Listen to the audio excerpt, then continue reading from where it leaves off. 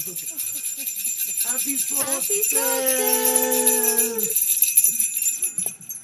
We're so glad to be gathered. It's the longest night of the year, to have each other and be able to be together in this way. We always start our meetings with the lighting of a candle. It's a birthday candle for Heather and for Holly.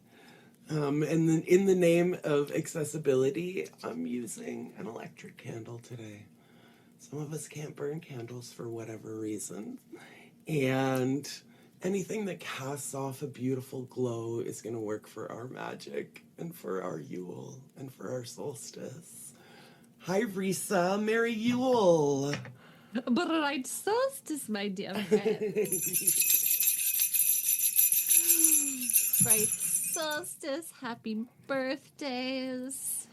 We survived. We're in the dark together. I love this moment together that we take. I was assembling our Yule specials and looking back over the past years and looking at how we started our first ever Yule special, a small circle of people in person, singing that carol Amy had written, telling stories about the Cailleach, who I've been thinking about so much, the storm hag, the storm witch, the storm queen. We did a series of a pair of 2 Yule specials about chosen family that are so dear to my heart, with Jinx Monsoon and the gods, oh my god. And then Amy and I did a special where we were so tired and it had been so hard. And we set each other this gift of a task where we imagined that we were writing like a letter of reference. I was writing a letter of reference for Amy to my wisest council of beloved elders to tell them about how much I loved my wise and brilliant friend. And she wrote one for me, and I reread those today, and I was just weepy with how gorgeous they are. Yes. Oh, cute. I haven't revisited them. I should. They're so lovely. They're linked in our new post that'll go out in the RX this week of Yule rituals and solstice practices. This is a gift you can give yourself or a loved one at any time. Pretend you are writing a letter of reference to the universe for someone you love and describe how magical they are. Do it for each other. It's fucking awesome. Remember how important you are and powerful and magical you are. Help someone else remember. Especially at like this ultra consumerist time of year, it really is a very special gift that you can give someone that costs nothing but time and love and energy. And then after that one, we started having these. We started having these holiday parties where we invited our coven to bring a story, a song, a poem, like a little company talent show full of magic. And so we invite you to, more so than ever, drop any fear or shame that you can manage to release. Feel it slip off your shoulders. Feel it melt like snow gently off your face. Feel safe and welcome and held in this little tiny lighted space we'll make together for a couple of hours, to be held in magic and in amazing Santa hats. And if you have brought something, a thought, a spell, a blessing, a song, a poem, a story, use the raise hand emoji. If you brought something and you do not want it used in the recording that we will share of this holiday special, just let us know before you start. We'll edit it out. So it can be just for us, or it can be for the great, grand, broader us in the cauldron we create in the dark between our ears. I'm going to open the floor with something I have brought to our solstice parties before, but I think it bears repeating. This is the Woman Spirit magazine from 1977, the year of my birth. And I have another one that's also from the winter solstice. The Women's Spirit magazine published quarterly, so on the equinoxes and on the solstices.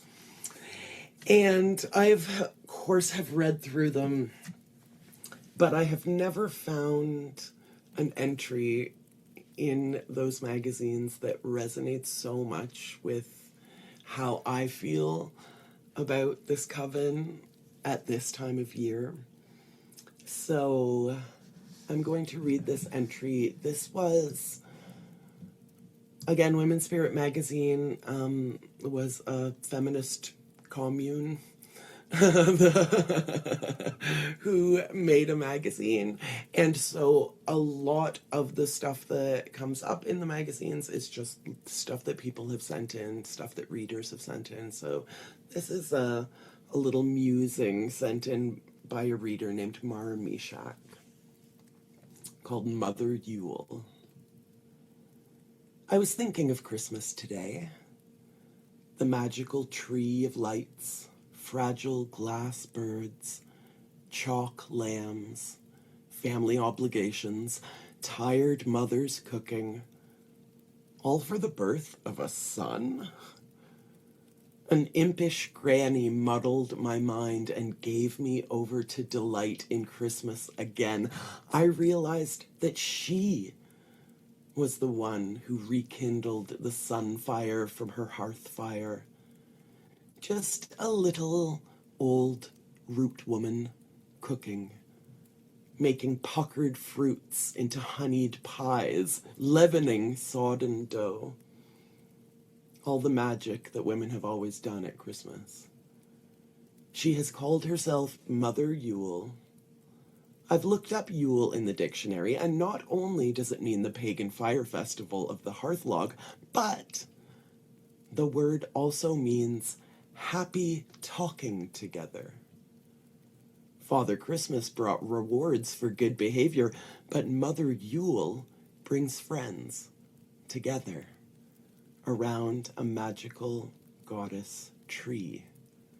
I drew her, and she looks like a little badger or mole, an earth-loving creature, slightly mischievous among humans and fugitive.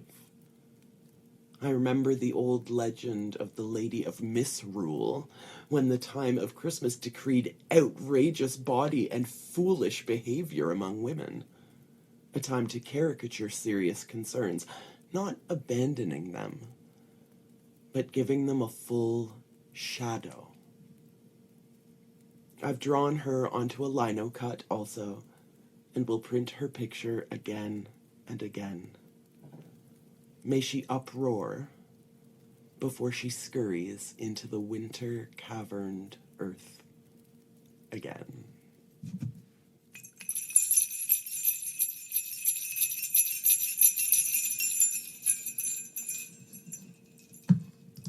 Happy talking together. Itzy, Hi. Oh, am I still here? Yes. you are here. Yay! Right solstice. Hi. I just wanted to share something that I thought that I had. So this month, for perhaps almost obvious reasons, is the month where I work more with Mother Mary, because she's one of the energies that I work with, and I got curious about Mother Mary's story in the Quran, and do you guys know it? It's really beautiful. Like I mean, no Quran expert, of course, but I just kind of put like a little audio reading of it. And so she has Jesus by herself in a secluded place under a palm tree, and God provides dates and water for her as she's having birth pains. And I thought that was so beautiful. And then I wrote this, and I just wanted to share it. I don't know what it is. I'm not sure if it's a poem. Maybe it's just a thought. But it says, Virgin of virgins, as in untouched by expectation. Virgin of virgins, as in guided only by inner conviction, fueled by introspection. Artist of artists, as in birthing divinity as her nature. That's it. I just thought it was cute. And that's all. Thank you. That was beautiful, Izzy. Thank you. It's always good to interrogate the stories we've been told and poeticize them in our own ways, right? Hi, Angie. Hey. I don't really have anything spectacular or big to share. Just this time of year, heading towards the longest night, I always feel really called to into my home, into myself, to get very grounded and centered and clear on everything that I've accomplished throughout the year, everything that I didn't accomplish. And after the solstice, as the light starts to come back, I can feel this little heartbeat almost telling me that it's good. It's time to start overcoming my inertia. And I just have to do it a little bit at a time every day. Just like the sun comes back a little bit at a time every day. And I just feel like this is a time to really nurture and grow what you want to become in the next time spring is here, right?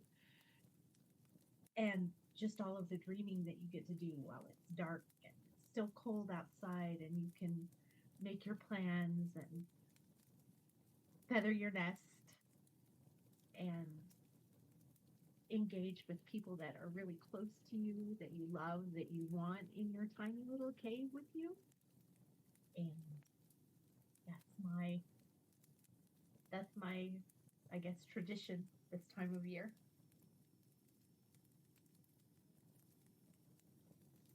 That's so beautiful, Angie, and so beautifully said. Thank you so much. You reminded me of two things. I would love to ask for volunteers for this circle. One, to be Access Witch. If you're comfortable, keep an eye on the chat and then periodically raise your hand and share with us things that have been said in the chat so that folks who can't manage splitting focus between chat and listening can just relax and listen and be held by you and your attentiveness. Melissa, are you raising your hand to share or to volunteer? No, there's no wrong answer. To share. Okay, wait, then I'll wait for a volunteer. Will somebody be Access Witch? Thank you, Melissa. I can't wait to hear what you're going to say. Angie, are you raising your hand to share again or to be Access Witch? To be Access Witch. Okay, thank you. Wonderful. Thank you so much. So yeah, just put your hand back up when, periodically when there's stuff that feels like it needs to be added. And then the second role is Oracular Witch of the Circle. Your job is to either typing or handwritten, although it's probably easier typing, to just write down those phrases that chime for you from what we all say. You basically make a found poem by listening and noticing. There's no pressure for you to edit it in any way. Just listen, notice the things that recur, that jump out, those moments where we're all like, oh shit, yes. I can do it, Risa. Thank you, Oracle Witch Reed. Thank you so much. Okay, Melissa, I would love to hear what you've patiently been waiting to share. Thank you so much. So I love to do this thing this time of year. I've been doing it for about 10 years, and it's not like resolutions. Essentially, it's trying to plan out my year ahead using how I feel, how I want to feel in the year ahead. So it's this like seed planting exercise that I've been doing for a really long time. kind of not knowing that I was doing spell work before I was doing spell work. And then also I've been spending the year connecting or trying to connect with my ancestors a lot more. And so I wrote a poem, like for me, but sort of for you as well, sort of like a collective you. And I'll just share that tonight, I think. So it's called, sorry. We are wild seeds in the winter night. May the longest night cradle me kindly. May the ancestors gather close to align me. May the returning light find my heart wild and awake, and the seeds I shelter in winter stir, dreaming of the year they'll make. May the night of all nights weave its charms round my door, and the first dawn of winter bring light to my core. May the kin of my blood stand beside me unseen, and the seeds sleeping under me rise witchwise and green. May the darkest night fold you in, quiet and deep. May the turning of the wheel guard the dreams that you keep. May the old ones walk with you through veil, fire, and bone, and the seeds that you shelter wake wild of their own. May the solstice night fold you in, velvet and frost. May you release what hinders your power, let it be lost. May the mothers stand guard as you tend to your heart, and the cold dark show you the paths where all journeys start. Yay, that was amazing. Thank you, Melissa. If you are willing and able, can you send the text of that piece so that we can share it? You can email it or message or post it in the Circle Coven space so everyone who couldn't make it tonight can still enjoy it tonight. Oh my God, witchwise and green. Oh, Right. so many beautiful lines. Thank you so much for that spell. I have another poem.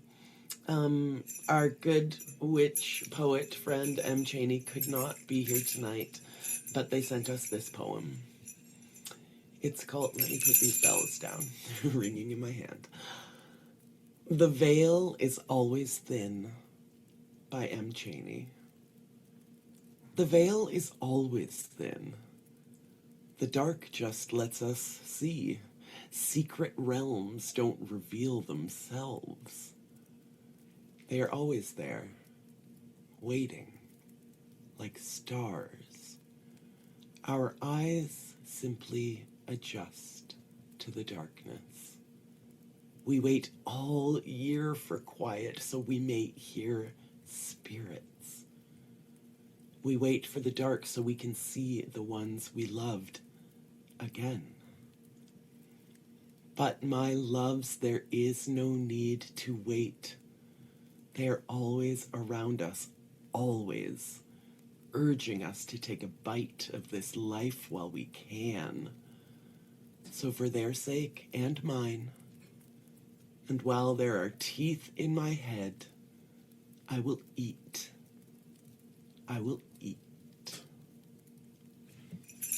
Thanks, M, for sending in that poem. Melissa, what have you brought for the Yuletide gathering of the Missing Witches Coven? Hi, everybody. Love to see your glowing faces. This book has been one of my books of the year, which is Disabled Witchcraft, 90 Rituals for Limited Food Practitioners by Candy Zeller. What I love about it is a lot of things, but I'm just going to share an incantation of theirs, and it's the spell of sillies. So if you have time, you can chew with this a little bit, because I laugh in the face of attempts to crush me and my community. I laugh not because there's no injustice or because I'm callous, but because laughter says I'm worthy of joy, and that joy is enough on its own. I invoke this power against unjust and ableist systems. This laughter is a spell, magic from my very self. Merry Yule. I love you all. Love you so much, Mel. Thank you so much for bringing that. We love that book. Jasmine, are you doing a book club of that book? We got a thumbs up from Jasmine. Sometime in the new year, just let me survive. Yeah. We're If good. we survive, we will be doing a book club. Yes. If I make it, I'll do it. You're gonna make it, babe. I bet my Christmas bell's on it. We're gonna do that fucking book club. You're gonna be strong and well and powering through the book club. And Elke too. Elke, it looks like you dressed for a fancier party than this one. I You look did so dress. gorgeous. I wore my starry dress because when is a better time to wear a dress with stars on it when we are celebrating Yule together? So I brought my star dress. And beyond that, to our gathering, I bring my personal favorite goddess who I work with, Frau Halla and or Frau Perchta, depending on where you are and what you'd like to call her. Frau Halla and Frau Perchta are fierce winter goddesses from Germany, and they are protectors of women, children, the in-between. They've been said to lead the wild hunt, and they're also fierce enforcers of rest during this time. Primarily through slitting your belly open and stuffing you with stones and straw if you're not resting. So serious business. So my hope for you all is that Frau Halla and Frau Perchta give you the space to rest and enjoy this Yule and this solstice. And if not, they'll cut out your gizzard. You gotta love that Eastern European, this is where like the Krampus, the Krampusch, as my dad used to say, would come and steal bad children. Every time I'm like, I wonder why I am the way I am. I just look at old German fairy tales and folklore. I'm like, that explains so much to me, and I'm delighted. Yeah, the living's hard, but we get through it together. We keep our our cold Eastern European wits about us. And if you're not resting enough, we'll cut out your gizzard. And if you're bad, a demon will steal you in the night. Beth, what do you think about all this? As someone with Weingartner as a last name, I think I sympathize a lot with all the scary German fairy tales. I have... sorry, I got distracted by a pop-up. I have a poem that I wrote last winter that I thought I would share because it's about the winter solstice. Okay, and it's called Winter Solstice. These long nights wrap around me like a hug. The darkness mothers me, tucks me under handmade blankets, softly sings the old songs to me. I press my face into the soft fur of winter, feel its purr against my chest, and know that fangs and claws will keep the clamor of the bright world at bay. Never do I hunger for longer days or more light. The summer sun is a blade that flays me. I find no shelter, no peace under its oppressive glare. I'm at home among the shadows, chill air stroking my cheeks, my breath ghosting into a black sky full of diamonds. Here I can hear the silence and the melody underneath. Thank you. The silence and the melody underneath. So beautiful. Thank you so much, Beth. Jessica. While you're working that out, Jessica, just so everybody knows, yes, I did get my hair tangled in my jingle bells, so that was inevitable. I have jingle bells forbidden in this home for reasons you can see. Okay, I think I got my microphone fixed. All right. Okay. And also I'm at work, so if I get a customer, I'll have to go. So this is going to be very quick. Okay. First of all, very beautiful readings. This is my very first party event, whatever. So bear with me. I'm nervous. It's whatever. But here I am. I'm putting myself out there. I did a tarot pull for the collective.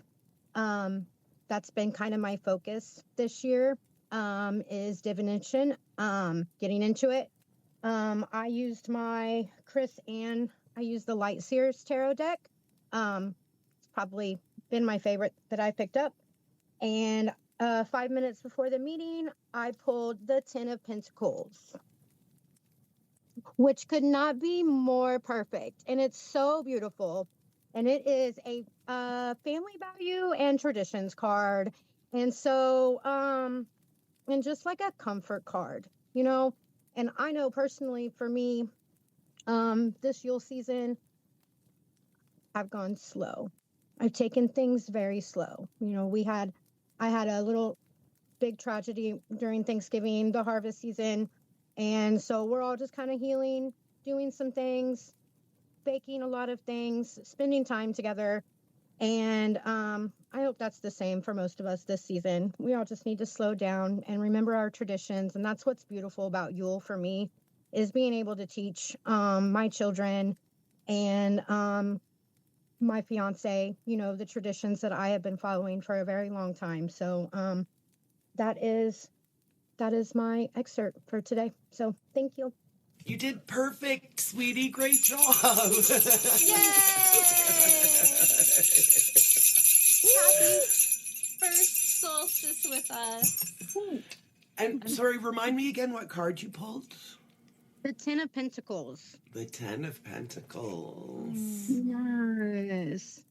If anybody wants to chime in with thoughts about Ten of Pentacles as it relates to Yes, the please collective, do, because definitely let us know. I'm new, and that was my very first collective pull I've ever done. I've done personal one-on-ones, but that was my very first collective. So thank you for allowing me to do that and giving me the opportunity. So thanks. Happy talking together.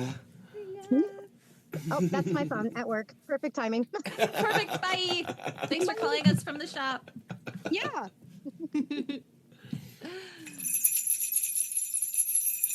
Those of you who weren't here the first year when Amy realized that Zoom wouldn't pick up her bells because they hadn't adjusted to doing sound like that, and she rage shook them at us in silence over and over again for the entire circle. You can go back and listen to it. I'm pretty sure she edited them in to every place that she I did. shook them. I did. Better believe I went back and I recorded my jingle bells and I put them in that fucking recording because, well, this is our Yuletide special and there will be bells. But even if y'all couldn't hear the bells, I'd still be shaking them. I'd still be shaking them in a way that is to say, I'm with you, I get it, I support you. In the same, you know, sometimes I hold up a candle, but this time of year, I'm going to ring them bells. And I know, Risa, the ringing of the bells echoes particularly with you this year for sure. Ring those bells this year. Jasmine, we're going to survive. I think so. I think Hi, everybody. So, Happy New Year, witches. It's the new year for us. And in some traditions, some of you may be a part of those traditions, like me. Making an unbreakable Yule oath is part of the celebration. So once this oath is made, then the oath maker is bound to fulfill these promises, for it is attached to our fate and destiny. So I wrote my Yule oath for this year, and I am happy to share it with all of you. They're not resolutions. It's a Yule oath. No, you're perfect. You need no resolution. All right. Okay. My Yule oath. I swear to survive for as long as I can. To speak with earned confidence and work with practiced humility. To set boundaries as acts of care and build community from devotion. To honor the ancestors and listen to what they still teach. To keep my altar alive, even in seasons of rest. To know when to lift others up and when to ask to be lifted. To meet violence with unflinching strength and find holy joy in collective rage. To know who I am and cherish the knowing of others. To rest when the body-mind calls for stillness, and to work only when I am ready. To live with deliberate purpose and love deeper than fear. To meet my own gaze in the mirror and remain content. To honor the wild world and dance with my woodland kin. To keep writing and read the words that have carried others through. To make love and make art whenever the fire allows. To be the witch that I wish to meet in the world and to love every other witch living in it. So here I swear in front of coven, ancestors, altar, and the gods. So it is, so be it, so see to it. Blessed fucking be. Thanks, everyone. Blessed fucking be. Thank you, Jasmine. We cherish you. We cherish you. We cherish you. And I know everything that you vowed, you're already doing. And those are the best kind of promises to make, right? Here's how I will continue to live my life in the honor of those that came before and those who will come after. Thank you, Jasmine. I cherish you. I honor you. Oh, and excuse me. Angie, do you have something from the chat for us? Yeah, I just wanted to share. There's been so much, so many compliments and so much love for everyone who's done their shares. Love for Joy shared a link that says, for those that like Christmas songs but need a different style than the standards, here's a Sting concert that's really good, and they share a link to that.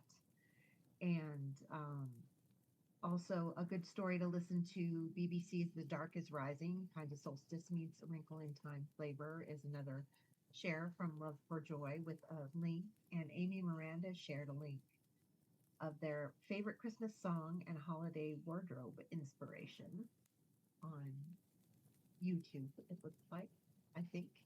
And so many, Jess said, beautiful Beth, I feel the same about winter. Everyone loves Amy's Jingle Bells. And lots of encouragement for when Jess was nervous. I think that's about it.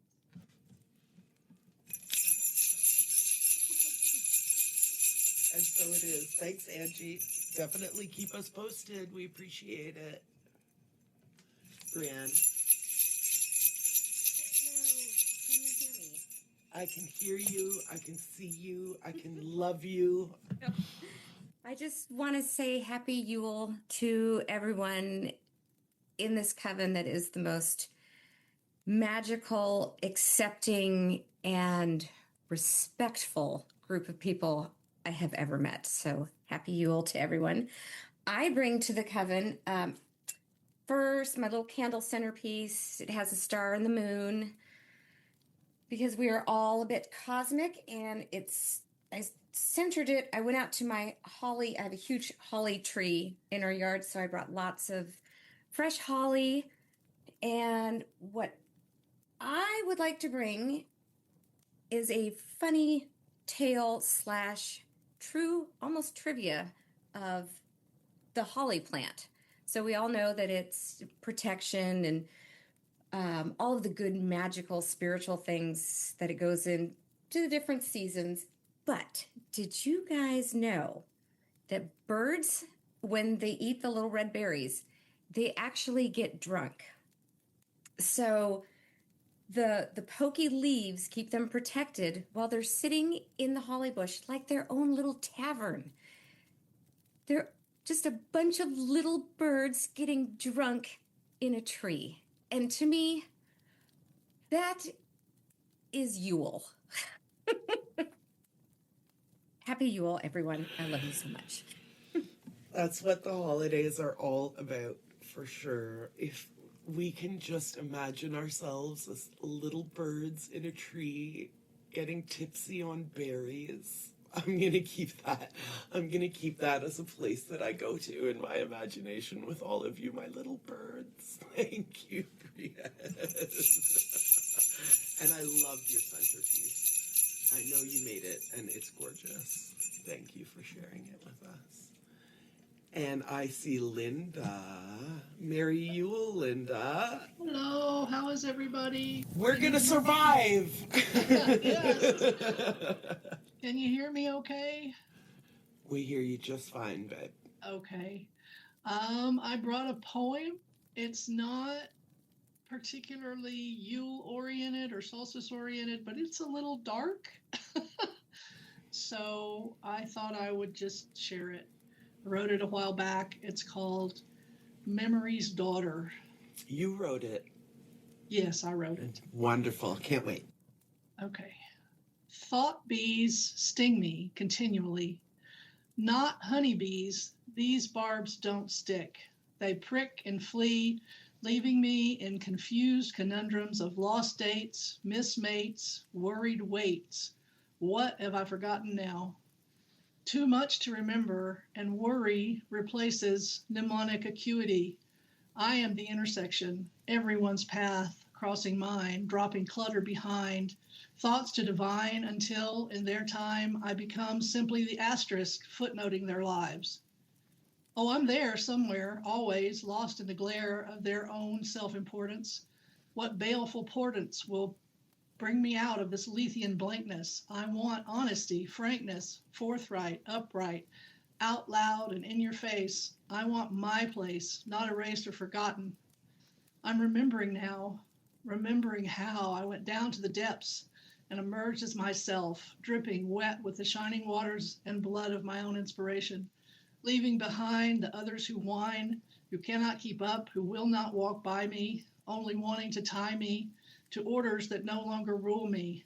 I'm remembering now, and memory is freedom. Thank you. Fuck yes, Linda. Yelling at you. Thank you.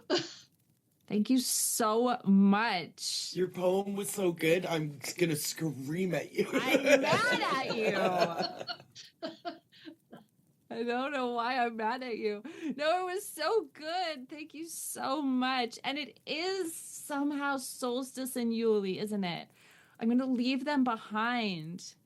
If they can't fucking walk with me, well, I'm going to choose my family. And I'm not going to walk in the cold and the dark with people who don't offer their gifts to me. And I'm going to remember who I am. It was beautiful, Linda. You're such a power. Thank you. Yeah, that poem was straight fire. Linda. Where in the world are you, Linda, now? Where am I? Yeah. As my daughter said once when I was taking her home from daycare and we were stopped at a stoplight, and she said, "Is this Cleveland?" Meaning the street we used to cross. It's called Cleveland Avenue. And I said, "Yeah, do you know where you are?" And she goes, "Yeah, Mommy." And I said, "Where are you?" She goes, "I'm right here, Mommy." Yeah. So I'm back in Colorado. I've been back since October. Yeah. Dropping fire from Colorado. Yeah. Thank you, Linda. Hi, Love for Joy. Hello, everyone. What I wanted to share with you all is that even in my life where I've hit these really dark points, there's always some kind of message or light that's around if you can pause and settle yourself for just like 30 seconds and look in the periphery of your vision and see what shows up. A lot of visuals come into me that way. So just a honoring of our friends and loved ones that have passed on, some becoming our elders, others becoming our kin from beyond. And to know that this coven holds you in your dark times as well. So if you reach those stages where it's really dark and scary and you can't see any light, know that we're out here holding the light for you. And it's going to be okay. We're all cats and have 9 lives, and we're going to land on our fucking feet because that's just how it's going to be. So, blessed fucking be. Thank you for letting me share. We will survive. And we will see the tricky ways that light comes in through spaces. We're witches, you know, we're going to notice the tricky ways that light comes in through spaces, and it's going to make us think about all the magic that we're all doing together, separately, descendants, ancestors. Oh, thank you. Thank you so much. And thank you again for the Freddie Mercury candle. I love him so much. He sits on my shelf, and I look at him often, although I do not light him except for at our Weavers meetings. And speaking of Weavers meetings, we had Risa, can that be your cue? We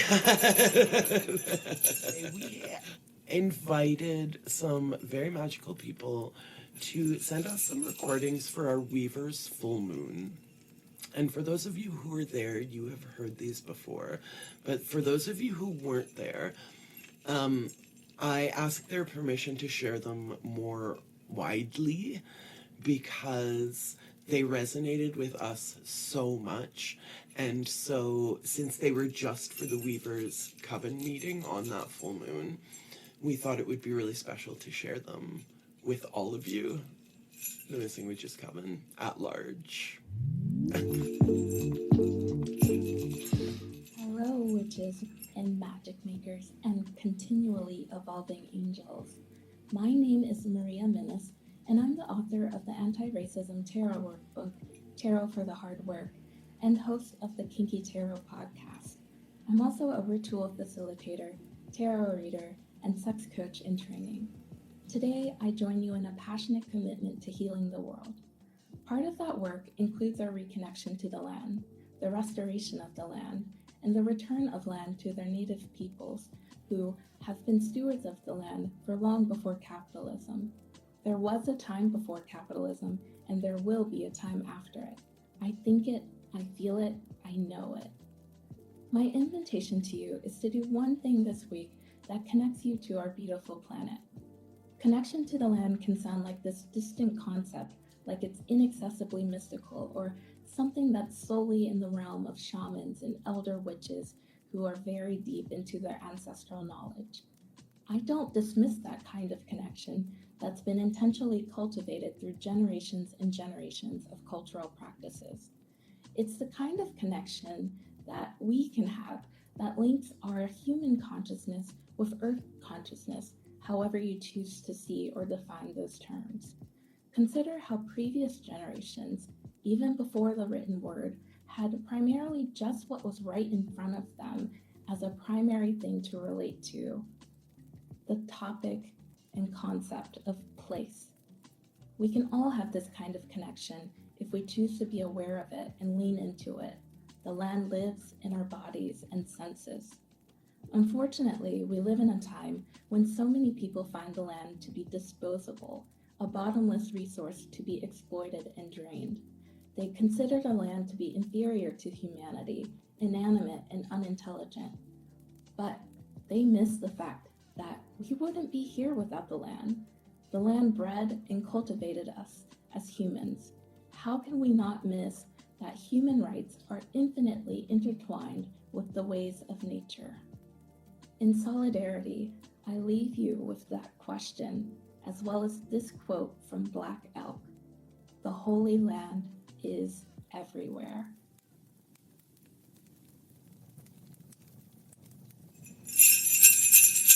Thank you, Maria Minnis. And then one more from Edgar Fabian Freya.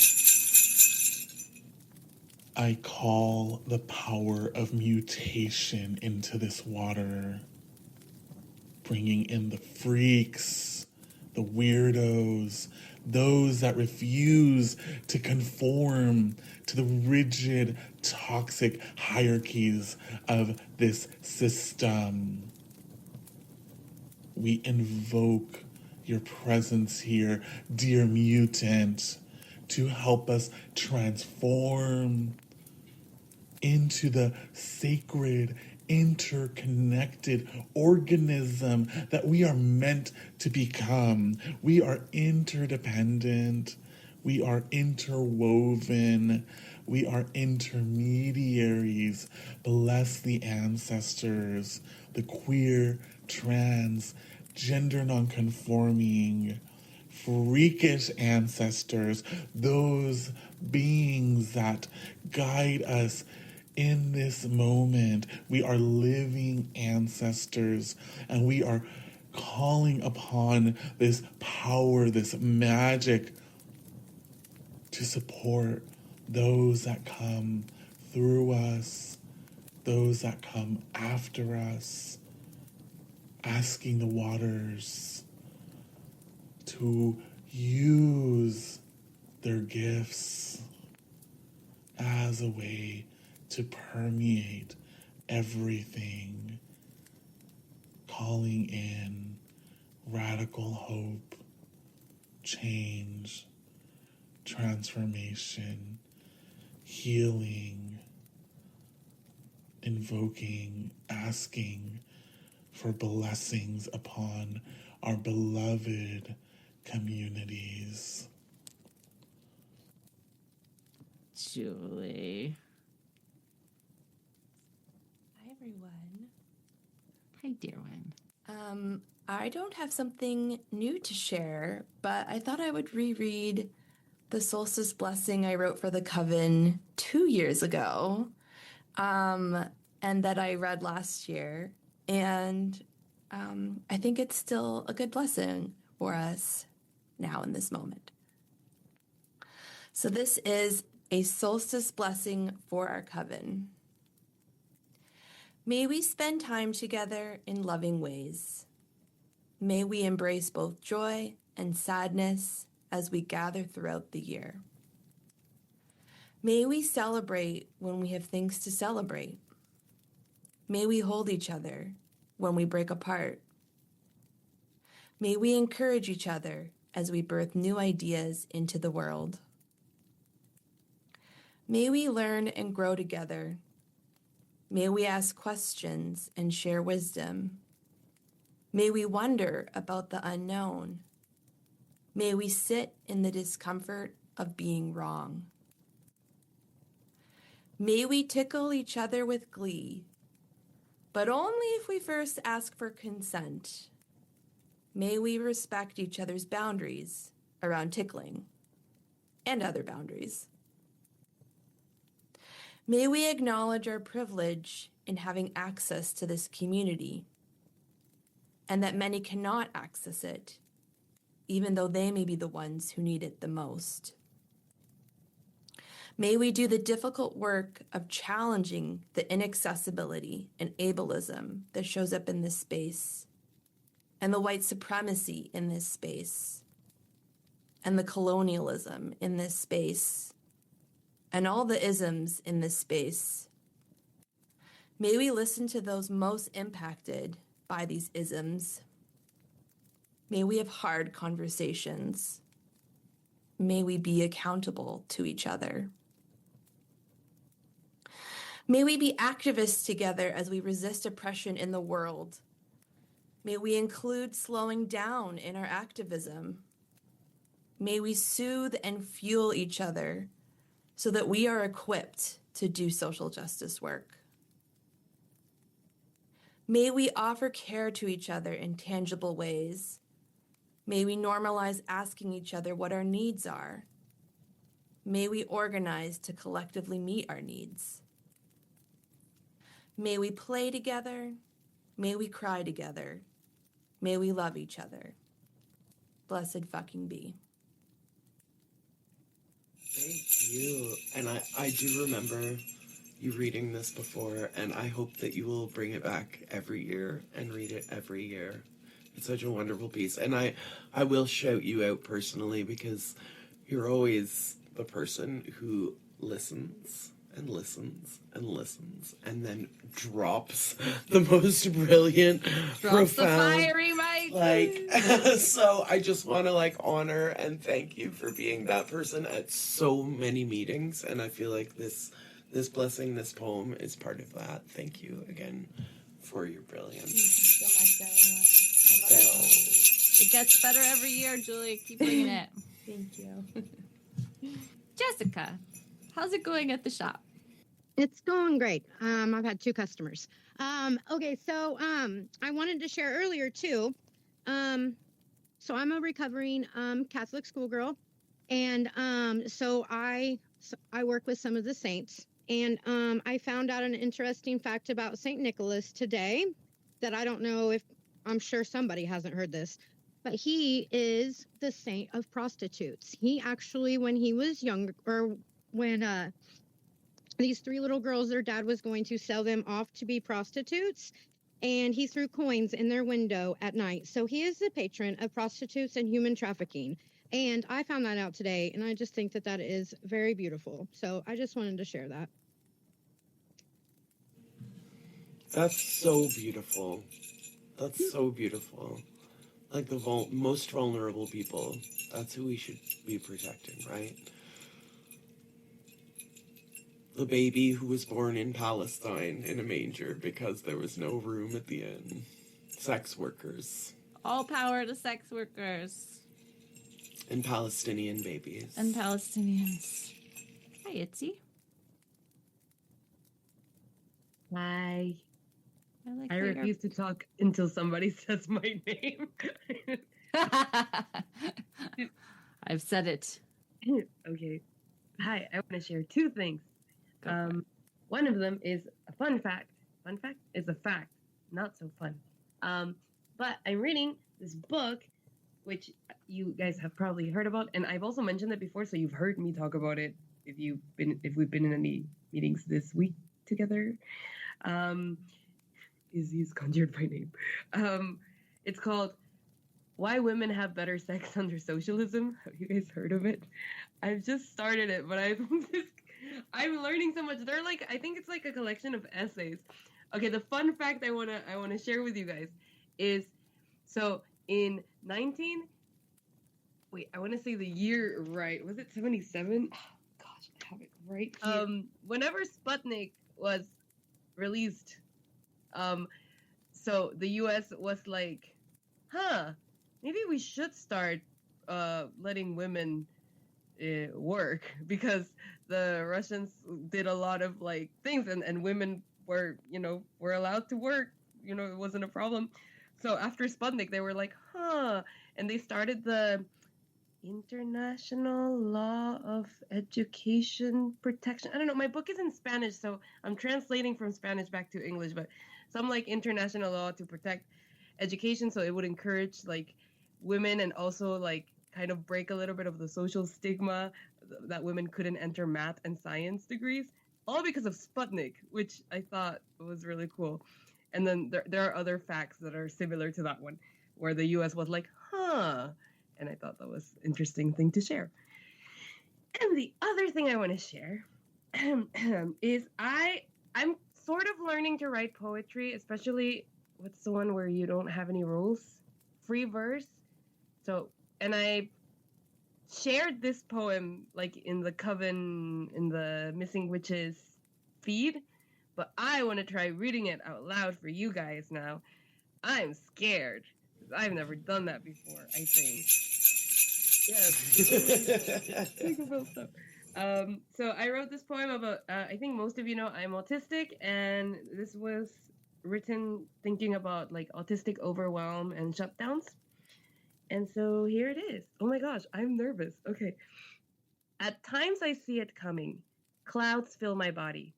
I see it before it shakes every inch of my body. It burns, it owns, it strikes down the branches that form my synapses. It stops.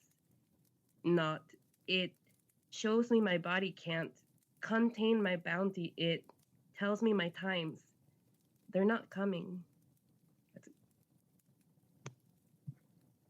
Mary Yule. That was great, Izzy. Hopefully my voice is okay. I have COVID, so I'm gonna share a short quote. Masking is mutual aid, everybody. Masking is mutual aid.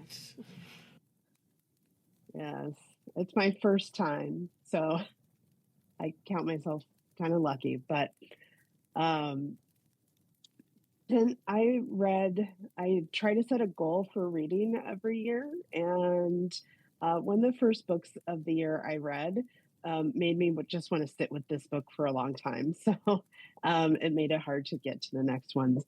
But it's The 10,000 Doors of January by Alex E. Harlow. And it's about a young woman who discovers magical doors that lead to other worlds. And I wanted to share one quote from that. Says, I hope you will find the cracks in the world and wedge them wider so the light of other suns shine through. I hope you will keep the world unruly, messy, full of strange magics. I hope you will run through every open door and tell stories when you return. So I love that quote, and it just makes me feel of this time of year and searching for the sun. I will return to it again and again. What a beautiful quote. Can you say the name of the book again? It's The 10,000 Doors of January by Alex E. Harlow. If anybody's looking for a band name, 10,000 Doors of January. I won't forget that. Thank you so much. I'm so glad that we have this place that is accessible for someone who's feeling poorly and still wants to hang out and be among friends and be together. You know, many of us have joined from bed before because we just want to be together. Risa's putting her hand up. Oh, that's me. That's me Amy's talking about. I'm the one who I did that for a year. So again, I'm sorry that you're not feeling well. I'm glad you're resting, and I'm so happy that we can be in this space together. May we run through every open door together, even if they're virtual. All the magical doors opening for you all. All the magical doors. This is Winter Poem by Nikki Giovanni.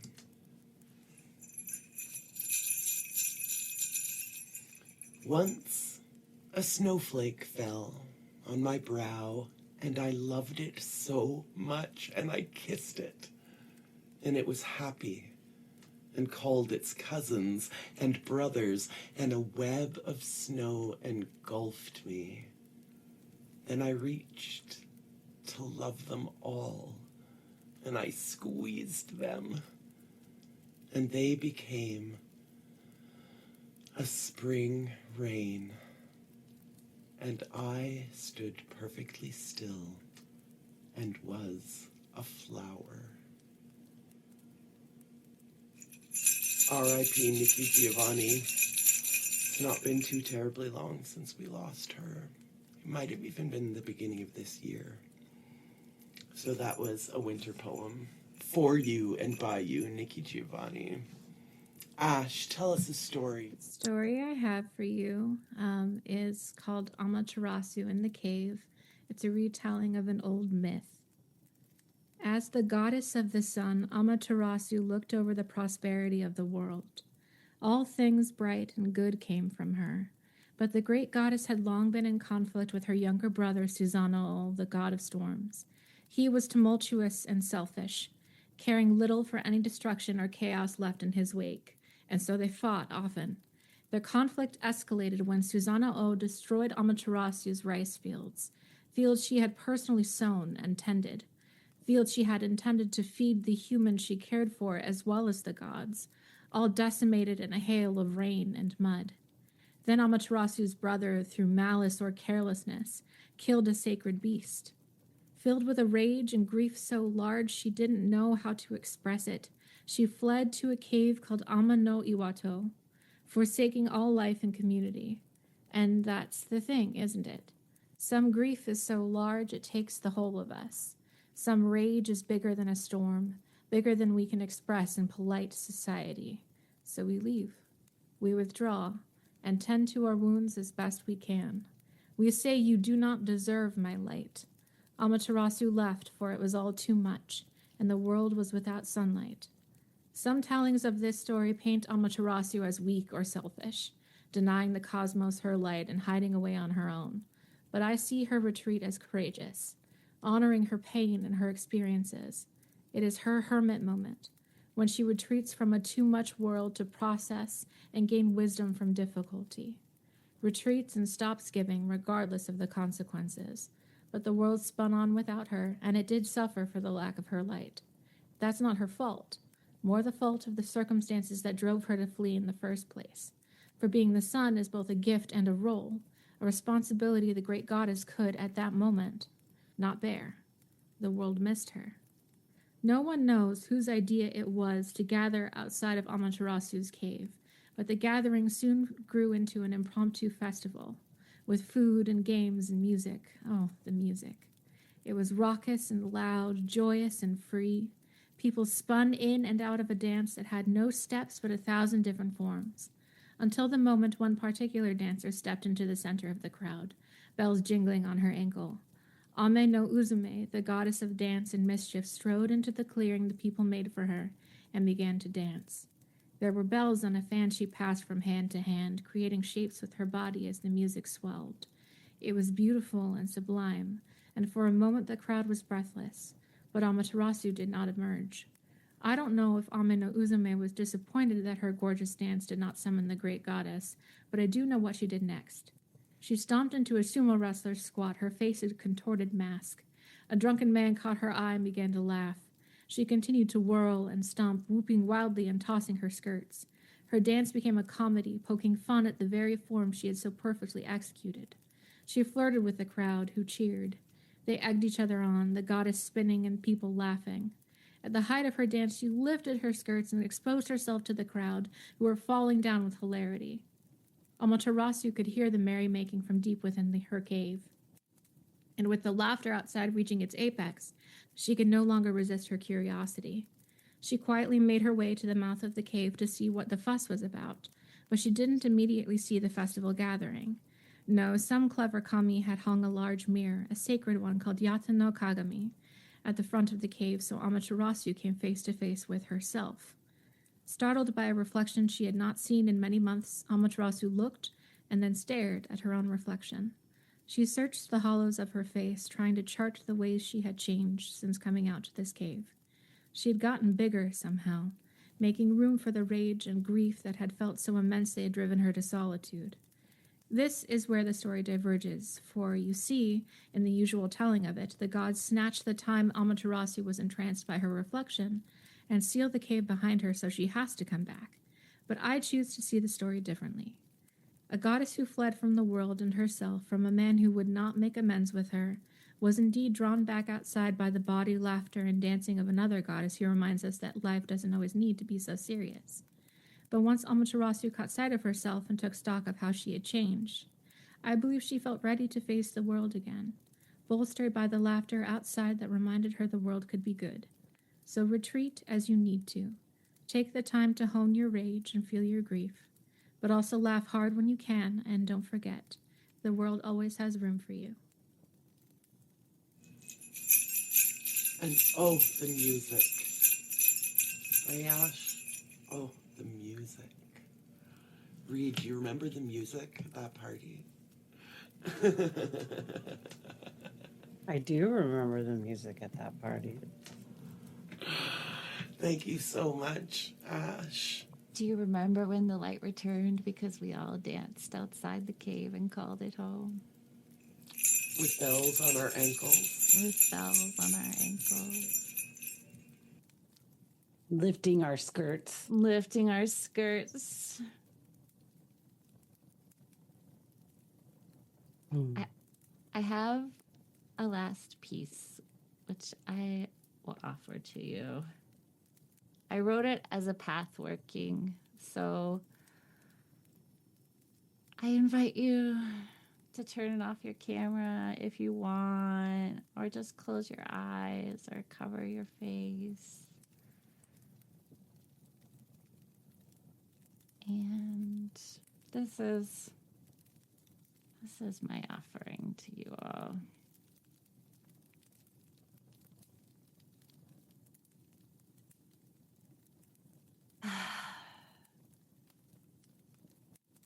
Start by noticing the cold out there in the dark, whispering under the door, the way we draw together, the way we need each other in this season. So much so we ritualize our gifts. In Leanne Bedasamosake Simpson's A Theory of Water, she begins with the way snowflakes make snow landscapes. She holds the word sintering up to the light. Whisper it into the snowy landscape in your mind, sintering. The process by which individual snow crystals, each formed around a single molecule of water, fall and slowly bind together. Under pressure, without fully melting, they hold their shape and become snowpack, snowbank, a shared body.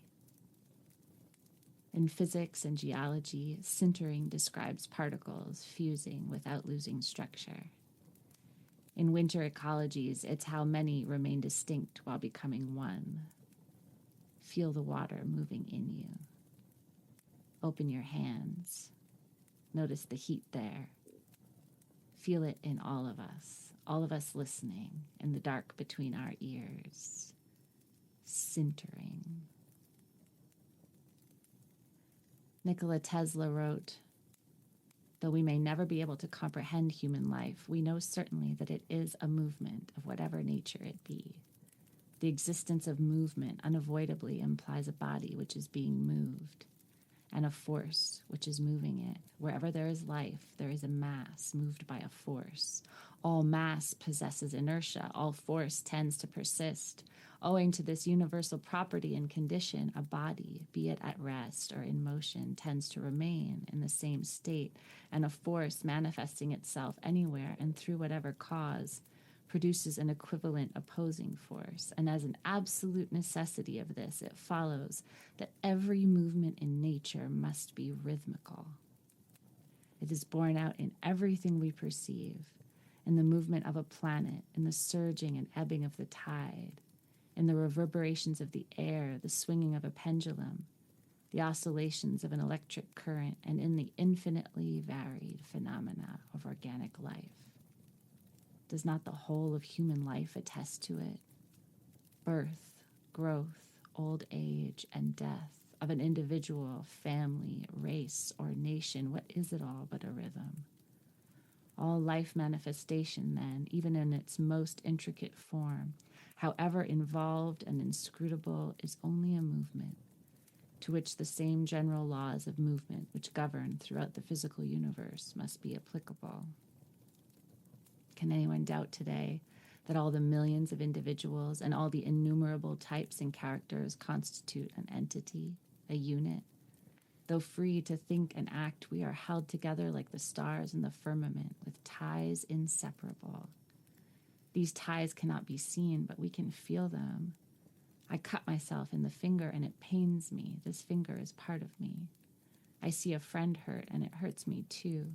My friend and I are one, and now I see stricken down an enemy, a lump of matter which, of all the lumps of matter in the universe, I care least for, and it still grieves me. Does this not prove that each of us is only part of a whole? For ages this idea has been proclaimed in the consummately wise teachings of religion.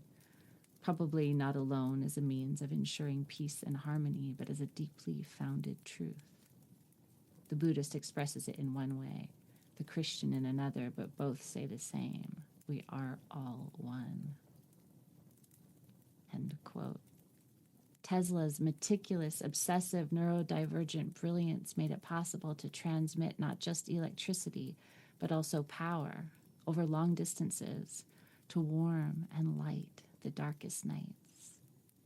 His experiments shaped radio transmission, remote control, hydroelectrics. He saw the waves moving through air, water, and electromagnetic fields. At the height of his fame, Tesla imagined a world system that would bind the planet into one resonant whole, allowing energy and information to be received anywhere. While others assumed wireless signals traveled through the air, Tesla believed the Earth itself was the medium, a resonant body that could carry standing waves if struck the right frequency, like guitar strings. But he couldn't get it to work. Tesla's plans for limitless energy ran out of financial backers as J.P. Morgan Chase cut funding and science developed in other directions. Later in life, Tesla lived alone in hotel rooms. He wrote about a white pigeon whom he loved. This isn't a metaphor. Before radio, messages moved through living networks. Homing pigeons crossed hundreds of miles, carrying thousands of words on their bodies. When wireless transmission replaced them, fueled by Tesla's innovations, the abandoned birds flocked in city squares. Tesla wrote, "Sometimes I feel that by not marrying, I made too great a sacrifice to my work.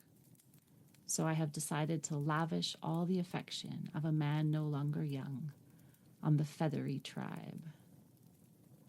One white pigeon in particular mattered. If she needed me, he wrote, nothing else mattered. As long as I had her, there was purpose in my life. One night when she came to him, he said he understood she was dying. And, quote, there came a light from her eyes. Powerful beams of light, more intense than I had ever produced by the most powerful lamps in my laboratory. When she died, he said, something went out of my life. I knew my life's work was finished. End quote. Picture the little birds imported by the thousands to make our relays and then abandoned in favor of radio waves. Hear the feathers in the gentle snow. See the light in their eyes. All the winged ones hover around the edges of our circles now. Their history in our webs and internests. Donna Haraway writes, "Why tell stories like pigeon tales when there are only more and more openings and no bottom lines? Because there are quite definite response abilities that are strengthened in such stories. The details matter. The details link actual beings to actual response abilities. As spies, racers, messengers, urban neighbors, native species, pets, and more around the earth, pigeons and their partners of many kinds, including people, make history. Each time a story helps me remember what I thought I knew, or introduces me to new knowledge, a muscle critical for caring about flourishing gets some aerobic exercise. Such exercise enhances collective thinking and movement and complexity. Each time I trace a tangle and add a few threads that at first seemed whimsical, but turned out to be essential to the fabric, I get a bit straighter that's saying, staying with the trouble of complex worlding is the name of the game for living and dying well together, on Terra, in Terrapolis. We are all responsible to and for shaping conditions for multi-species flourishing. End quote. We are all responsible to and for Terra. We hold the story edges. We join Haraway in making the relay, enhancing collective thinking and movement. We build the rhythms of life, tending to exist.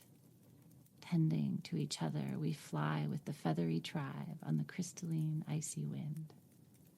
At solstice, edges meeting, difference held, sintering. Leanne Betasemosake Simpson asks, is there a lesson here for our activism? Is there a lesson here for our magic? At solstice, the earth reaches the far point of its tilt, then begins to return. The planet spins at about 1,670 kilometers per hour at the equator. Its tilt shapes the seasons. The moon and sun pull the oceans into tides that move miles of water at a time. These aren't symbols. They're forces acting on us now. Feel the spin that is a spiral as we whirl through our galaxy's rotation while tipsy on our own axis.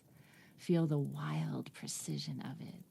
Imagine how it feels in feathers, in hollow bones. Take a small amount of water into your mouth. Hold it. See its molecules spinning, gathering, swirling through earth time. Think to the water, let me remember, remember me. Let me remember, remember me. Our coven mate, Amy Miranda, taught me to whisper, remember me, in the bath, to the water running through my fingers. In her book, What We've Forgotten, she writes, your work, your practice is having an impact, not just in your life, but in the web itself. We are the seeds. We're the new growth. We're the miraculous architects of a new age. We are the children of the light with the power of nature coursing through our veins. We can no longer mistreat ourselves, our cohabitants, or our planet. We've got to stop punching ourselves in the face. Just because we can't see anything with our physical eyes beyond the dark matter in the night sky doesn't mean that nothing's there. Maybe we humans are actually contained in some kind of focus group. There's enough snacks for it. Maybe we can't see through dark matter because other intelligent life hasn't decided to turn on the light yet to reveal the two-way window. Life in the universe doesn't need to physically enter our reality in order to deliver messages. Why would it need to when we are surrounded with it? It is the all. It is everything. And it is for us to remember. We are the ones who slam the door. When we open it, we are able to make our amends, reuniting not just with a force like no other, but with each other. We are the ones who can make the reparations, not just in spirit, but in this world. We have a lot of work to do, so it's good that there's so many of us, and that we have such growing numbers.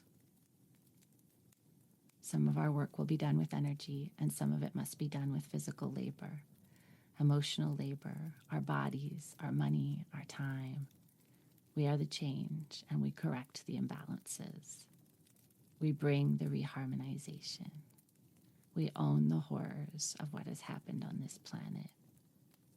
We must make reparations with wisdom keepers. Indigenous people all over the planet are owed, not just for the violence, but for the injustice of what the uninvited have stolen, and to the ideologies that could have saved the world 20 times over by now. We must recognize that the ancient knowledge provided has always been the way forward. We can and will again live in harmony and in communion with the land and the beings who serve it. This is remembering." End quote. Hear the drums. Bring attention to your heart. Hear its rhythm. Feel the warmth in your hands. Feel the space just above your skin. Notice the field around you, movement more than light, potential more than flame. Put it on like a cloak of fire and feathers. Feel the rhythm of us all. Breathe with the beat. yours, ours. Covens move like sintering. We meet in the rhythm of our breath, the heartbeat between our ears. We dance in dream state. We work under notice along hedge lines outside the main road. Put a hand on your screen, on a cable, or on something that reaches down to the ground. Energy moves through grids. We still don't know exactly how pigeons find their way, what energies they trace across the face of Terra. Dark matter doesn't shine, still it makes up most of the mass of the universe. Without it, galaxies wouldn't hold. Care works the same way. We are a wave of care. We are the gentle dark and the light returning. We move in spiral. Let it pass through the coven. Let it move into the grid. Let it bind without erasing. Let us hear the wild chorus. Let us sing together, sound waves sintering. We call in the great wave of care. We're already here. Bright solstice and happy new year. I love all of you. Plan out the year ahead using how I feel. We are wild seeds in the longest night, witchwise and green. Our eyes simply adjust to the darkness. While there are teeth in my head, I will eat, I will eat. Because laughter says I am worthy of joy. And this laughter is a spell. I wore my starry dress, fierce protectors of women, children, and the in-between. We keep our cold Eastern European guts about us. The darkness mothers me. I am at home among the shadows. 10 of Pentacles. What card could be more beautiful? Rage shook the silence. I swear to survive as long as I can. To set boundaries as acts of care. Find holy joy and collective rage. To be the witch I meet in the world. Bells, bells, bells. Because we are all cosmic.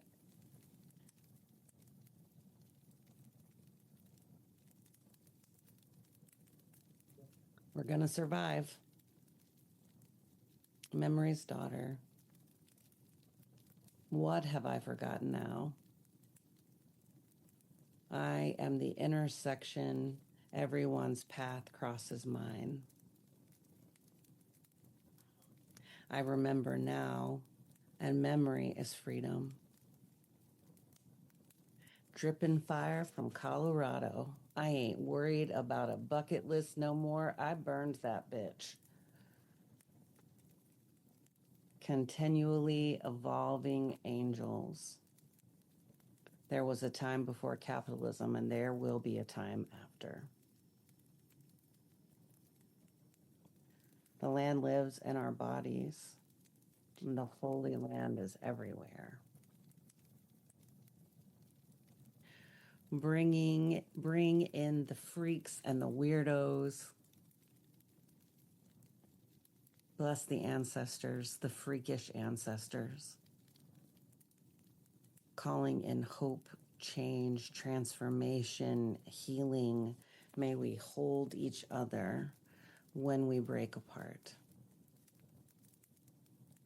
Learn, grow, ask questions, wonder, tickle, ask consent, acknowledge our privilege in having access to this community, challenge ableism, white supremacy, colonialism, all the isms in this space, as we are accountable to one another.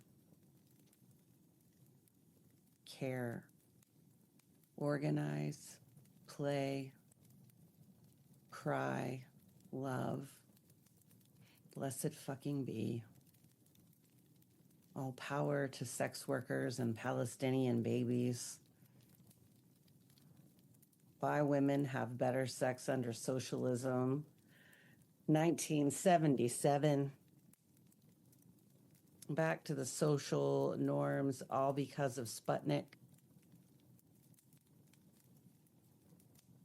Masking is mutual aid, indeed. A web of snow engulfed me. Some rage is bigger than a storm. And the world missed her. Her dance became a comedy. She flirted with the crowd. She raised her skirts. She came face to face with herself, making room for the rage and grief. I choose to see the story differently. Centering, movement, force, rhythmical, firmament, part of a whole, neurodivergent brilliance, one resonant whole, one resonant body, feathery tribe. Hear the feathers, see the light in their eyes. Definite responsibilities. The details matter. Staying with the trouble on Terra. Hair away. Tending, centering, feel the spin. Remember me and the web itself. Surrounded, it is the all. So many of us. We correct the imbalances. Centering. We meet in the rhythm of our breath. We are a wave of care. We move in a spiral. Blessed fucking be. Blessed fucking be. Happy Yule. Happy Yule. Yule. Shine bright, witches. We will survive. We will absolutely survive, and we love you. I'm gonna get Gloria Gaynor the fuck out of this. I don't need a fucking bugger with. Oh, Yuletide, oh, solstice, oh, the longest night of the year. We gather together to share our hope and our fear, 'cause we are witches in the night. We are witches. We bring our own light to the solstice at Yuletide on the longest night of the year. Please bring us together to share our warmth and our cheer, 'cause we are witches of the night. We are witches. We make our own light on the solstice at Yuletide on the longest night of the year.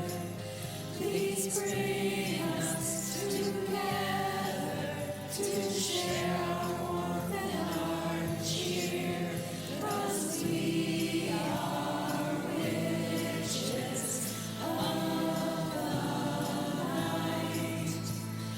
We are witches. We make our own light. Peace on Earth. Happy solstice. In the northern hemisphere, the winter solstice marks the date at which the sunlit hours are shortest and the darkened hours are longest. This due to the tilt of the Earth's axis is an astronomical fact. Happy solstice. We are witches. We are witches. Science is magic. Merry Yule. That's it. We love you. We love you. I love you guys. Solstice and Yuletide on the longest night of the year. Make us bring us together to share our warmth and our cheer. 'Cause we are witches of the night. We are witches. We make our own light.